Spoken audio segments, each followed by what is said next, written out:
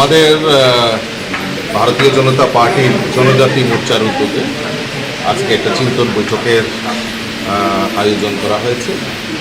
এবং এই জনজাতি মোর্চার আগামী দিনে তারা এই সংগঠনকে সামনে রেখে কিভাবে আরও শক্তিশালী করা যায় এবং জনজাতিদের যে সুযোগ সুবিধাগুলি কেন্দ্রে নরেন্দ্র মোদীজি সরকার এবং রাজ্যে আমাদের মাননীয় মুখ্যমন্ত্রী প্রফেসর ডক্টর মানিক সাহাজির নেতৃত্বের সরকার এই জনজাতি কল্যাণের জন্য যে কাজগুলি সামনে রেখেছে তার বিচার বিশ্লেষণ করা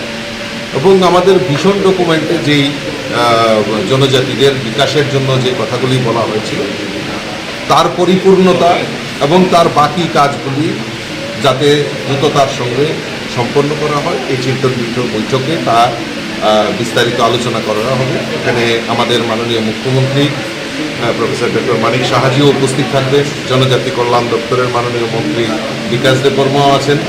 আমাদের প্রাক্তন এমপি রেবতী ত্রিপুরাও থাকবেন, রামপদদা আমাদের যিনি আমাদের সিনিয়র লিডার জনজাতিদের উনিও আছেন, বাকি সবাই জনজাতি মোর্চার যারা দায়িত্বশীল কার্যকর্তা সবাই এখানে আছেন এবং সুবিস্তারিত এখানে আলোচনা হবে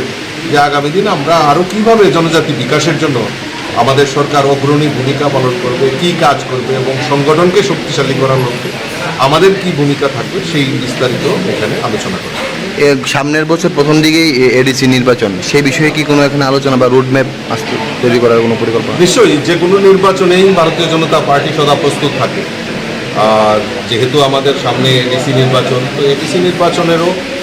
আমরা কীভাবে এই নির্বাচন সম্পন্ন করতে পারি, এই নির্বাচনে আমাদের কী ভূমিকা থাকবে, কী পার্টিসিপেশন থাকবে সেই নিয়েও আলোচনা থাকতে পারে।